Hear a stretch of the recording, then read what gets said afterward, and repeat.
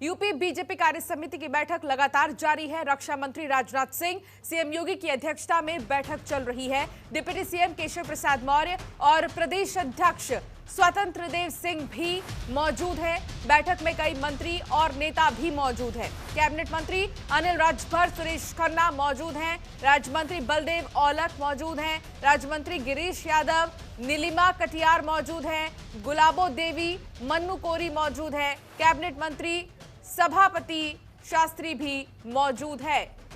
तो जिस तरीके से देखा जा रहा है, तमाम मंत्री मौजूद हैं। इसके अलावा जो बड़े दिग्गज हैं वो भी कार्य समिति की बैठक में मौजूद है। बीजेपी की कार्य समिति की बैठक चल रही है और ऐसे में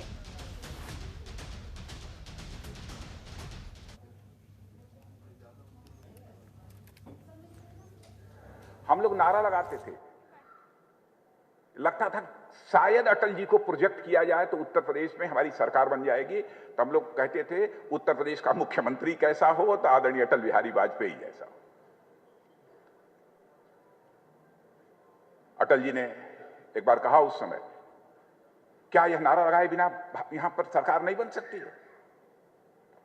कई कार्यकर्ता बैठे हुए थे उनके बीच, तो सभी कार्यकर्ताओं ने कहा आपका इतना कद इतना बड़ा है कि आपके नाम पर हम सरकार बना सकते हैं। सरकार नहीं बनी।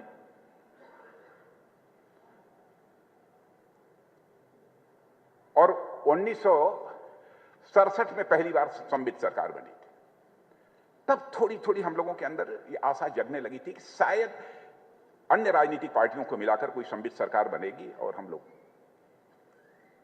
धीरे धीरे चल के कभी सत्ता में आ सकते हैं। 77 में जनता पार्टी बनी, उसके बाद 80 में भारतीय जनता पार्टी। उसमें भारतीय जनता पार्टी ने विधानसभा का जो चुनाव लड़ा था उसमें 8 सीटों पर, 8 विधानसभा सीटों पर विजय प्राप्त हुई थी भारतीय जनता पार्टी, 8 सीटों पर। और फिर जो सिलसिला प्रारंभ हुआ उसके बाद से, और जब राम जन्मभूमि को लेकर जब आंदोलन प्रारंभ हुआ और जिस प्रतिबद्धता के साथ भारतीय जनता पार्टी का हर कार्यकर्ता खड़ा हुआ, लोगों का भरोसा और विश्वास भारतीय जनता पार्टी के प्रति बढ़ता चला गया। भारतीय जनता पार्टी का जनाधार देखकर लोगों को यह लगने लगा कि नहीं, भारतीय जनता पार्टी जो है सत्ता में आ सकती है। पहली बार 1991 में आदरणीय कल्याण सिंह जी के नेतृत्व में भारतीय जनता पार्टी की सरकार स्पष्ट बहुमत के साथ बनी। मैं यही सोच रहा था कल्याण सिंह जी के बाद दूसरी बहुमत की सरकार भाजपा की बन पाई कि नहीं। स्वाभाविक रूप से मेरा ध्यान योगी जी के ऊपर गया। अब जाकर 2016 में पहली बार, दूसरी बार श्रीमान कल्याण सिंह जी के बाद हमारी भारतीय जनता पार्टी के स्पष्ट बहुमत के आधार पर यह सरकार बनी है।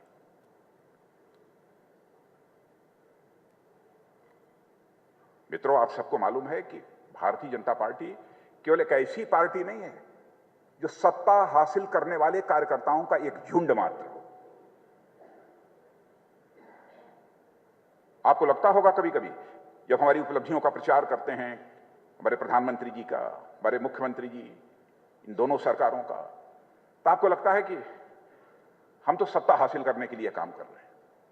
लेकिन सत्ता हासिल करने के बाद आपने क्या किया है उसकी समीक्षा करिए, तब आप इस नतीजे पर पहुंचेंगे कि भारतीय जनता पार्टी सत्ता हासिल करने वाले कार्यकर्ताओं का एक झुंड ही नहीं है, बल्कि एक जीवंत राजनीतिक संगठन है।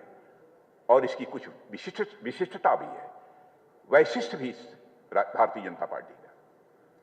स्वाभाविक रूप से आप इस नतीजे पर पहुंचेंगे। मैं दावे के साथ कह सकता हूं कि हिंदुस्तान की कोई भी राजनीतिक पार्टी इस बात का दावा नहीं कर सकती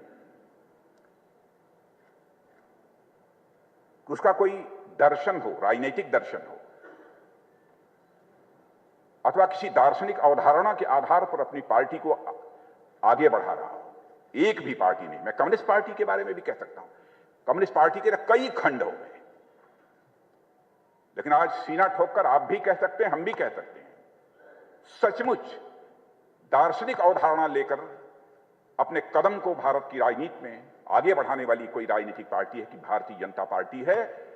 सारी राजनीतिक पार्टियों का विभाजन हुआ है, लेकिन इस लंबी यात्रा के बावजूद हमारी भारतीय जनता पार्टी का एक बार भी विभाजन नहीं हुआ है। यह कोई छोटी बात नहीं है। इतना समय गुजर जाने के बाद भी हमारी पार्टी का विभाजन नहीं हुआ है।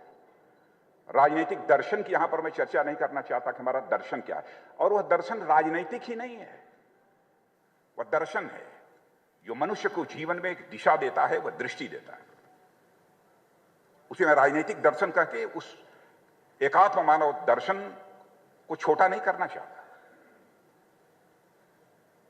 पंडित दीनदयाल उपाध्याय ने कहा कि यदि हम राजनीतिक पार्टी में भी काम कर रहे हैं तो किसी न किसी दर्शन को अपने जीवन में स्वीकार करना चाहिए, ताकि हमारी राजनीतिक पार्टी को, हमारे राजनीतिक पार्टी के कार्यकर्ताओं को उस दर्शन के माध्यम से काम करने के लिए दिशा और दृष्टि मिल सके।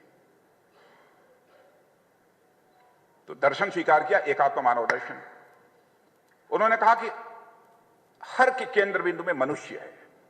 समाज जीवन में यदि आप काम कर रहे हो तो केंद्र जीवन में काम कर रहे हो, मनुष्य है, परिवार है, समाज है, संसार है, सृष्टि है, सबके ऊपर परमेष्टि है, परम सत्ता जिसे कहते हैं।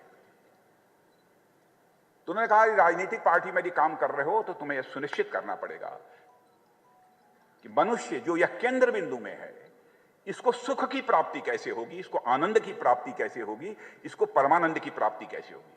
मैं आप सभी से अनुरोध करना चाहता हूं, आप इस मुद्दे पर चाहें प्रश्न पूछना तो कभी भी प्रश्न भी पूछ सकते हैं, बात भी कर सकते हैं। कैसे होगा? दीनदयाल जी ने कहा कि मनुष्य 4 चीजों को मिलाकर बना हुआ तन, यानी शरीर है, मन है, बुद्धि है और आत्मा है। 4 चीजों को मिलाकर ये मनुष्य बना हुआ। 4 चीजों को मिलाकर यदि मनुष्य बना हुआ है तो स्वाभाविक रूप से इन 4 चीजों की कुछ अपनी आवश्यकताएं होंगी, 4 चीजों की अपनी कुछ भूख होगी। इसे हमें पूरा करना होगा, तभी जाकर मनुष्य सुखी हो पाएगा।